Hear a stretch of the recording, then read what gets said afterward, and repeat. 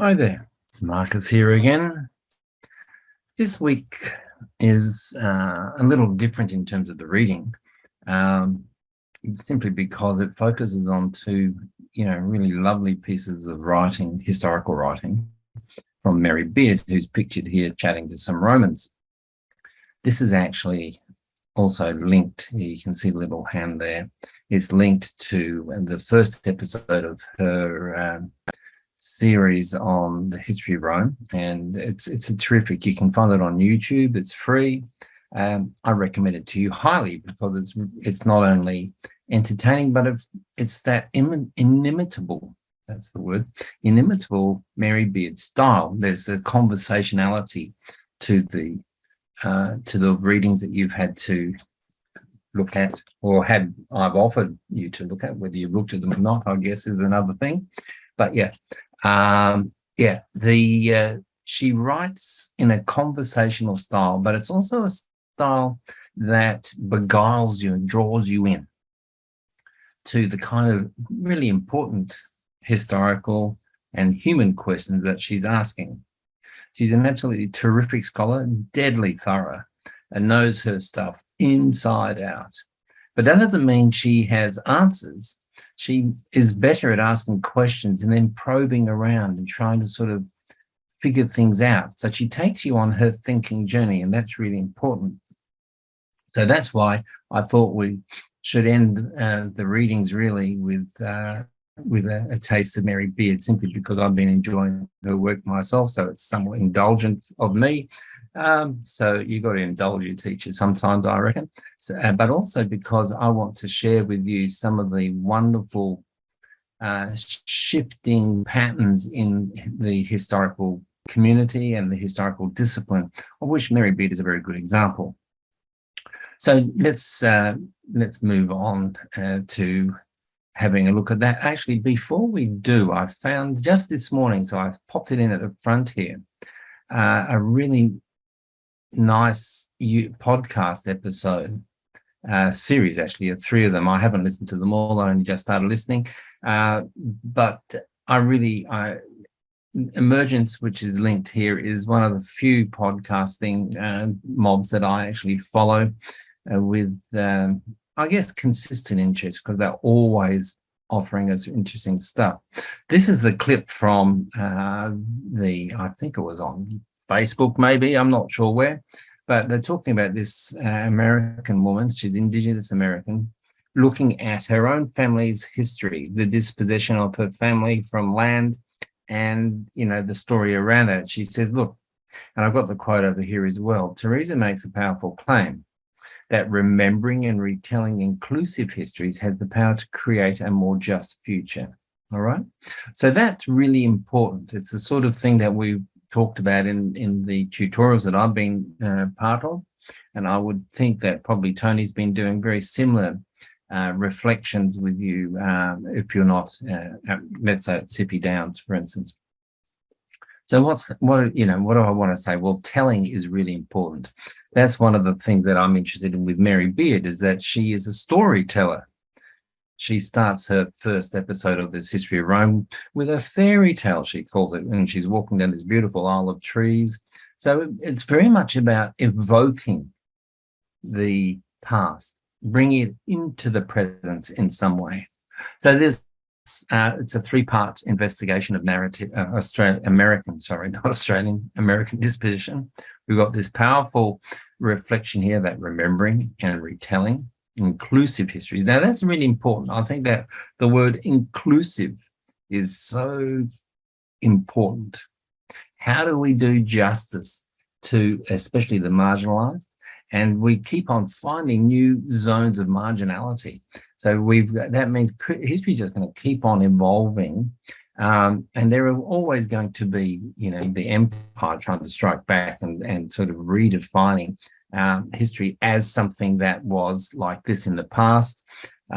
So there will be tussles around meaning, inclusivity, power also, of course. because it's the power to define, isn't it? That's really what we're talking about here. And of course, they mention that word responsibility. There it is. In what ways is it our responsibility to ensure that a shared history is an accurate and just representation? Well, that's what Tony's slaving away on with his PhD, an accurate and just representation. It's not the only representation. We are constantly trying to do better. It's one of the things about scholarship, isn't it? You know, we get to a certain point and then we have to look beyond that point. Our explorations of the past, the present, and the futures before us will be endless. And there are multiple routes into doing that: storytelling, visual arts, music, the scholarship around storytelling, visual art, music, about the past, and so on. Anyway, that's enough. I want to jump onto Mary Beard's bandwagon now, because she's giving us a really great example of this.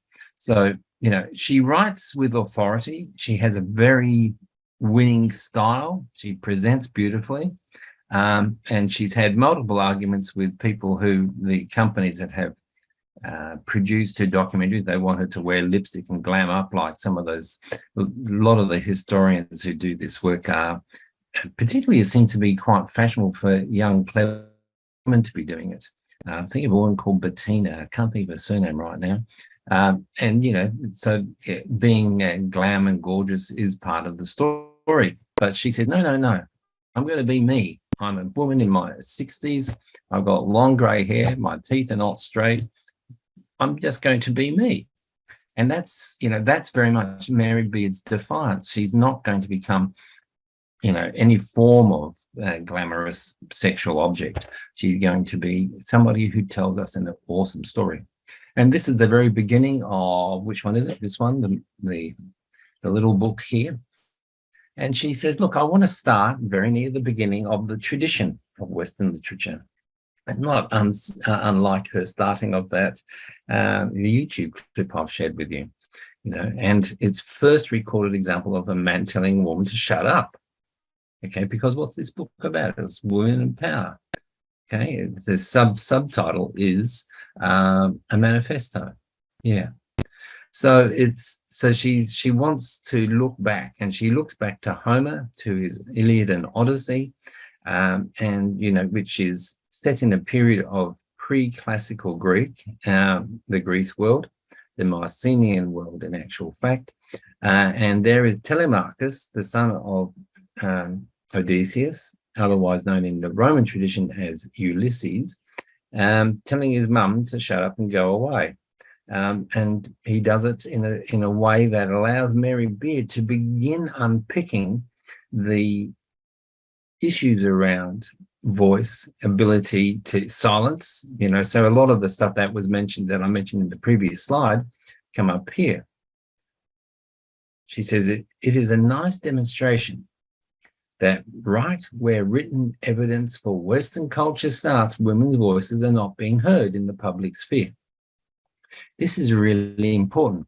But what you get with Mary Beard all the time is this interesting, chatty kind of style, but it's deeply authoritative. And that's why I put authority before the word style there. There's a sculpture of Penelope. She was queen of Ithaca. She'd been sitting around waiting for 20 years, according to the narrative, for her husband to come back, Odysseus, who doesn't have to be chased or anything like poor old Penelope does. He's having a great time with Calypso and other, so he's charming women as he goes. That's perfectly fine. But the wife, the woman of the house, has to remain chaste and is bound to submit to the voice of the man of the house. And Telemachus, a teenager. So the actual word telling me is a significant. Okay, so he as a teenager is asserting his masculine control of the house. When he says speech, he uses the word mythos, which is a Greek word from which we get our word myth. But in Homeric Greek, okay, it signals authoritative public speech, and that's what that book is all about. That manifesto is about the way in which women are silenced even today. And so she's using her command of classical historical knowledge, her deep reading, her deep understanding, her thinking, but also her right as a woman in the public sphere. She's on television, she's doing all this other stuff. She's not just quietly sitting in her office writing books and teaching PhD students.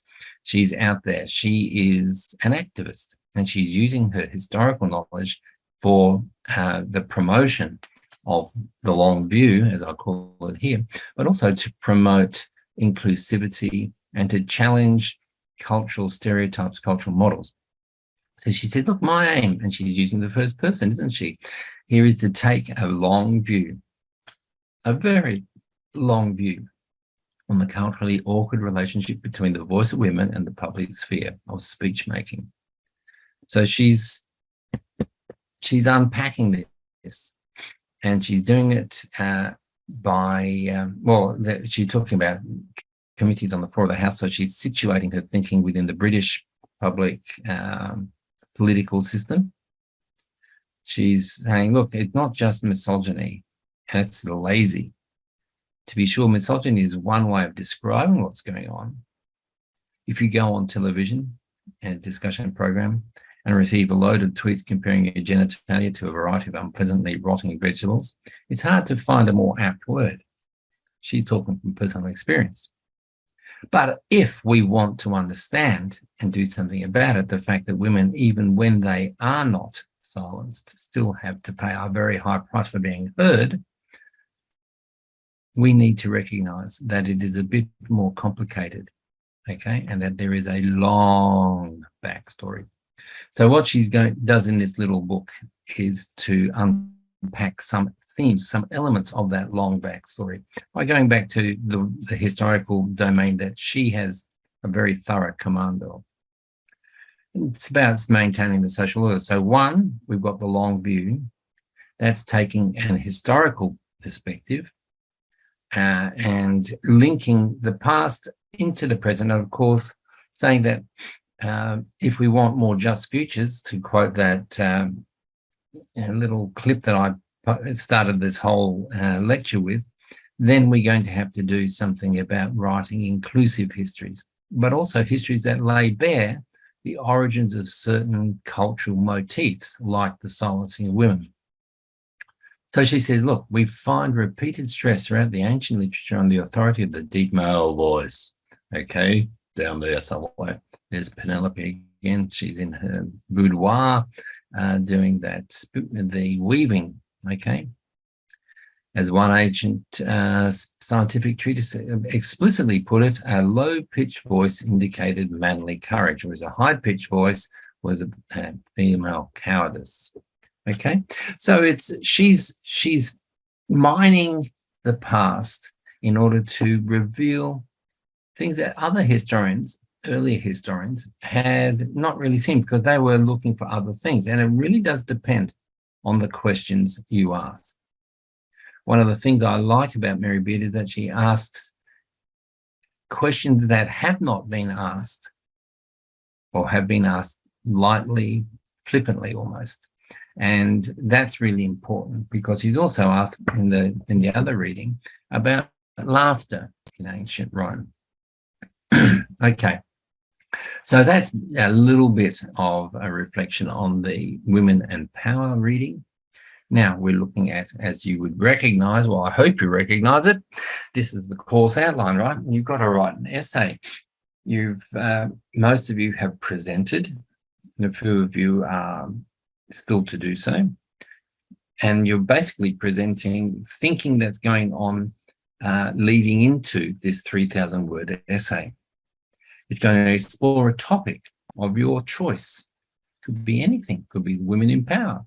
It could be Amazon women. It could be something quite different, the Napoleonic Wars or wherever.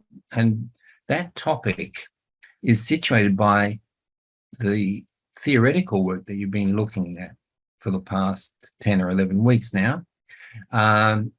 the topic, I'm reading the topic of the case study simply because I think you guys really deserve to burrow down into some area of the past that is your particular interest.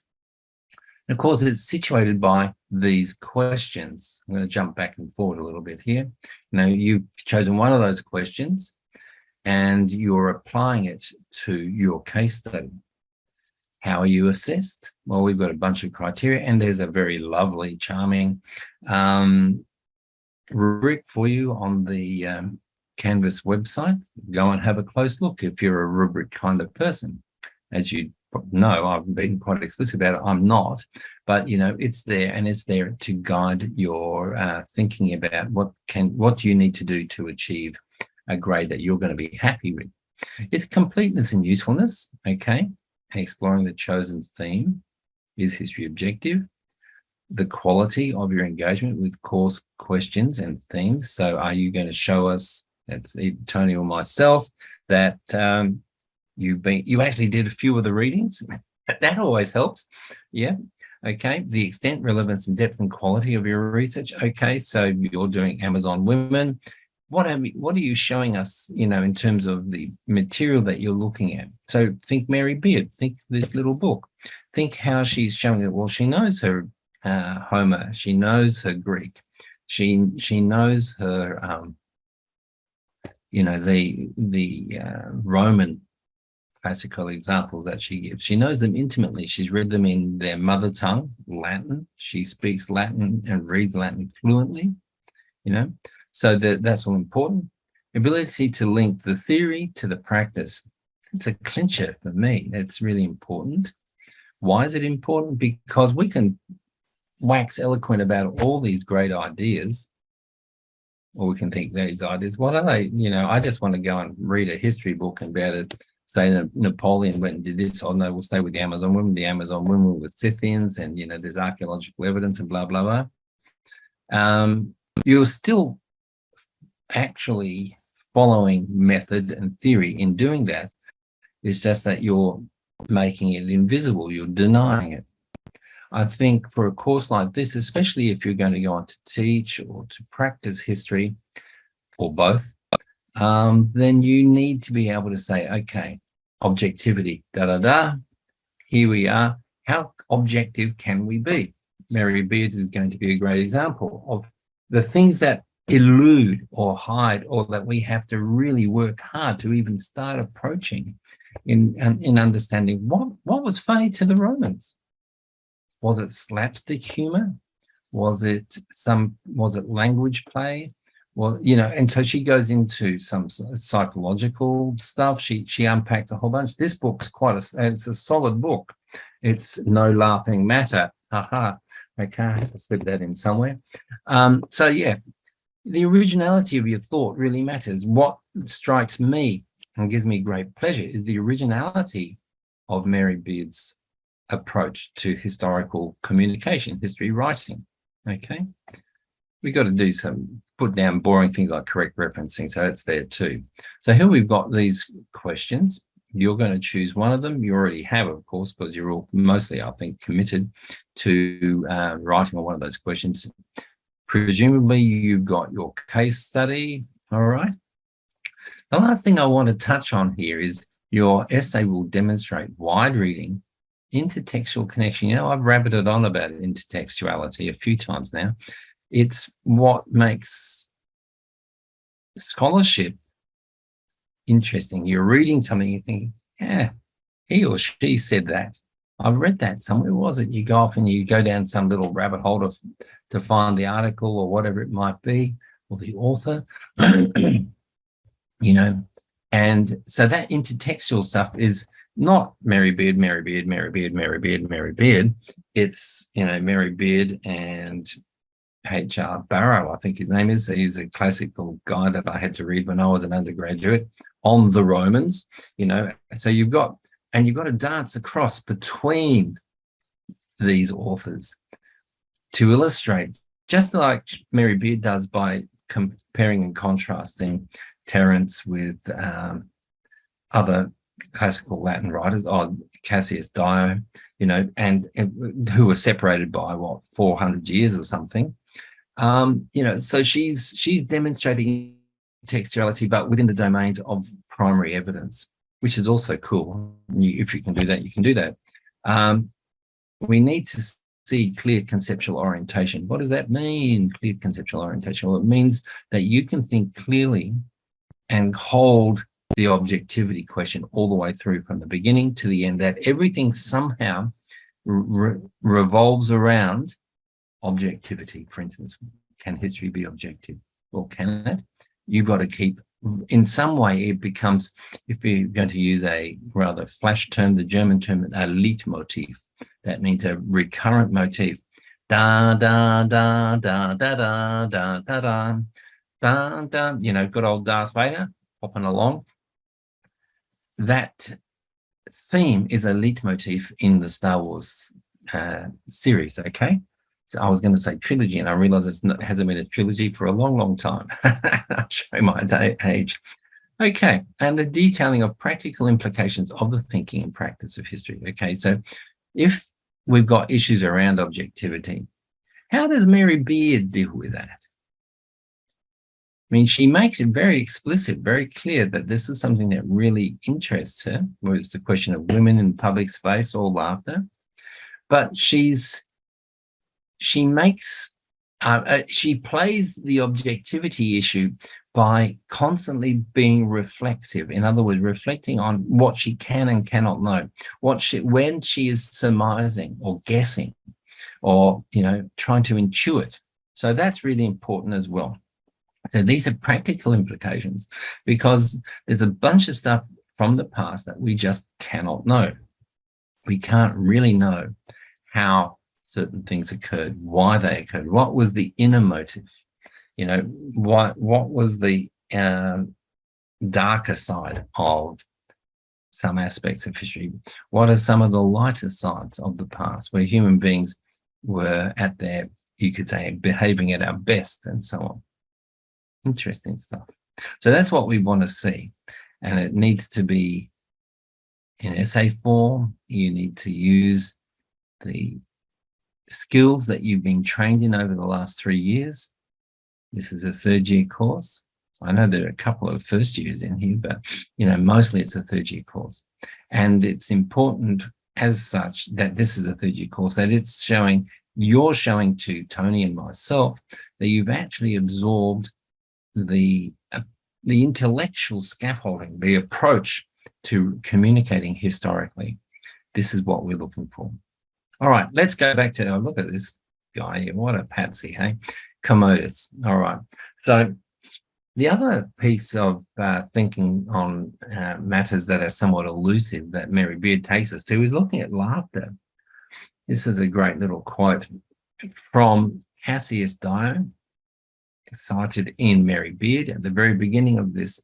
And in this, he recounts Commodus, who was a pretty psychotic emperor, was threatening the people in the Senate by waving a decapitated head of an ostrich at them and leering at them, in a sense. So Cassius Dio says we had to work really hard at not laughing. When you've got a psychotic emperor in front of you, he's got the Praetorian guards behind him type thing, and a bloody sword in his hand, it's not good to laugh at somebody like that, because they're more than likely to add your head to the ostrich's head collection, right? So this is primary evidence being woven into secondary with the reflections of an historian. We've got this question around laughter. I couldn't resist using this image from Monty Python's Holy Grail, where Brian has been dragged before Pontius Pilate, and these two guys are laughing. They're centurions, okay? And now we have Mary Beard's own voice. Some might now say that Dio was in danger of getting the giggles of corpsing, which is how we often envisage that struggle between, on the one hand, discretion and obedience or politeness, and on the other, the laughter that stubbornly refuses to be put down. But there are, in Dyer's language, none of the gendered associations that come with the English word giggle. So you've got there a reflection on the use of a word. You've got the context in which the word was used. Dyer doesn't use the word giggle. Why? Because it was a bunch of senatorial males sitting in the front row, all madly chewing their bay leaves or laurel leaves. Laurel and bay are the same, by the way. So, we hear Mary Beard's voice very clearly. It's a very clear,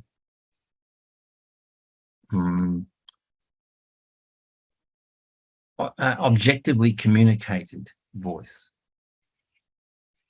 She's saying, look, Dio sounds like he was going to start laughing at the emperor, getting the giggles as, like schoolgirls.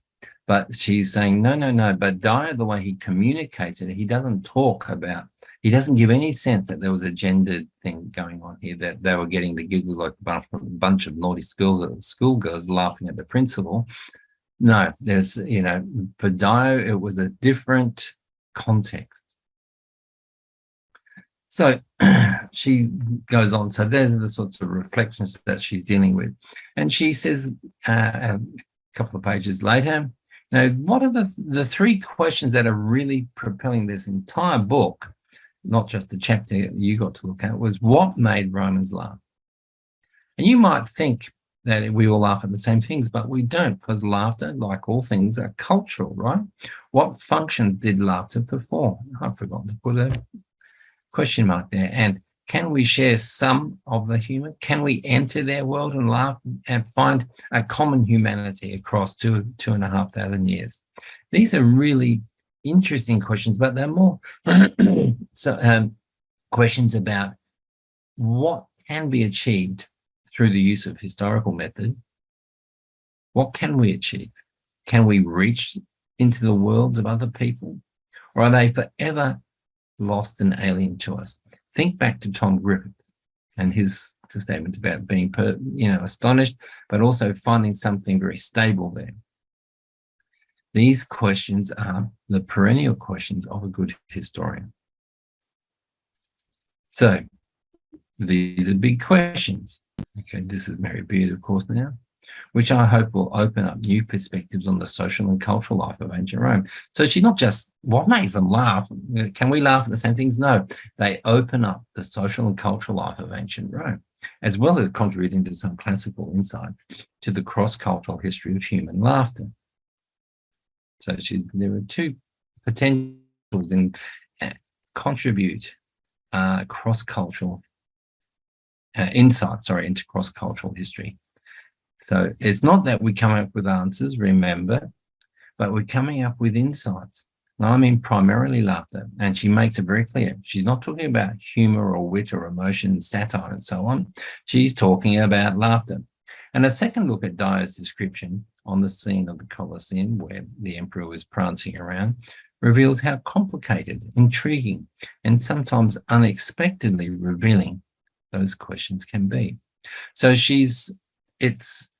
I find it quite accessible language, quite accessible presentation ideas, but she's still pushing the boundaries of how do we think about these things. So we're after a search for understanding. If you remember good old Rosen from last week, understanding, Verstehen. Mary Beard's looking for weak signals. She's turning to laughter in these readings. She is honest about the difficulties she faces. This is one way you gain a kind of objectivity. It's not an absolute objectivity like in the hard or natural sciences. She acknowledges that the only records we have come from elite writers. Well, that's a problem.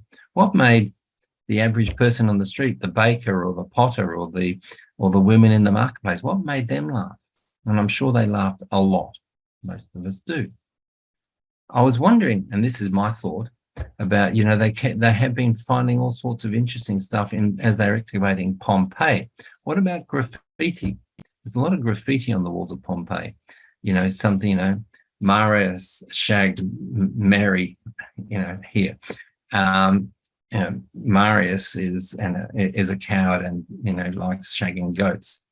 I'm being a bit rude, but that's the sort of stuff that appears in this graffiti from Pompeii. It's the sort of thing. I'm sure there's probably a book on it. I just haven't gone looking for it. But graffiti is interesting. Some of the graffiti is political. Vote for me. Vote for such and such. Some of it's advertising. Come to the marketplace to see, the boxing match or whatever. All sorts of stuff is happening there. But a lot of it is humor, and very rude humor too, because of course it's not the elite sanitized humor that you're getting from Cassius Dio and so on. So we've got finally, Mary Beard is an incredible scholar. I mean, this book, it's thick, right? My book's falling all over the place. My book on ritual just fell down. Okay, but I put markers in here. See this? There are 60 pages of footnotes. And then we got another chunk at the back there, which are just the reading list. You go, my God. I mean, so it's that way that she demonstrates her scholarship, but she also demonstrates a deep scholarship by the ease and fluency of her writing. I think that's when someone has really mastered something, is when they can communicate something and make it seem easy. You can see I'm going to have to keep teaching for another 50 or 60 years because, of course, I don't know whether you think I communicate easily or not, but, it's something that really strikes me with people like her, is that she does just an amazing job of scholarship. And that, to me, is a joy in itself. And I'm hoping that, this course has not just, overheated your brains, but that some of what Tony and I have been communicating to you is about the joy of just learning, the onward path. I finished my, my undergraduate first 4 years at the end of 1980. That's a long time ago, but I never, ever stopped reading and collecting stuff. When I ended up in education a few years later, I started reading, and I've got a lot of books here around myself and on my shelves at uni that are educational books, but they're not education. How do you do bloody curriculum documents and stuff? No, they're the educational books that reflect on things that matter to me. Why do we educate? Are there better ways of educating? Are there, are there ways of unlearning and relearning? Unlearning is really important to me. We've got to unlearn our addiction to control. Education is so much about control. But, some of you who are desperate for that rubric is because you're trying to control the output of your creative and thoughtful investigations into the past. It can only take you that far. What about that far or that far? To me, I'm still learning. As I go through this course, every time I deliver this course, I'm learning. And that's part of the joy. So I want you to start questioning yourself, where is the joy for you in your academic and scholarly endeavors? That's really important. Yeah, so here's this guy. This is Cassius Dio as a young man. I had never seen this one before. I found it a couple of nights ago. And I thought, whoa, that's fantastic. So there he is. You can imagine him sitting in the front seats, because he's of senatorial rank, watching Commodus, and they all had to show up. You couldn't not show up. So it's about, there's something really special there in that face. So that's the face of the young man who had to chew his laurel leaves in order not to be decapitated by a crazy emperor. What am I after here? And it's almost the last slide. So from deep knowledge of ancient primary texts, we get interpretations emerging. We will constantly be finding new stuff, whether it's new archaeological stuff. People have been reading Cassio Dias for centuries, but Mary Beard is bringing a new eye to it. New eye because a new context. She's a woman in 21st century. She's experienced a lot. If you read the second reading in that, you hear about when she got raped and all sorts of. I mean, she's very upfront, just like she is with her grey hair and her wonky teeth. But she's an absolutely terrific human being. And that's part of what makes a good scholar. being a terrific human being. She's using and she's demonstrating as she's thinking through this stuff on laughter, induction and deduction. Scholarship is authoritative, so she's got an authoritative voice and a skillful weaving of the disciplines. It's interdisciplinary, which means that in a sense it's intertextual, which is what that term that I put in your third assessment item. She has a engaging written style. She's teaching and she's offering commentary simultaneously. So there's the pedagogy and the social commentary. And she's having a lot of fun. You can see that she is passionately involved when you watch her on if you watch some of that YouTube clip, you can see she's passionately involved with this stuff. All right. So I'm stopping the share now and I will say thanks very much. This is my second. I told Tony I was going to do something, probably more reflections on the broader issues of the course and probably on this stuff about having fun and being passionate about what you're doing yet. But this is the last engagement that I'm going to offer in terms of thought bubbles on the readings themselves. And I hope it's been useful and I hope you've been enjoying the course. All right, I'll talk to you soon. Bye.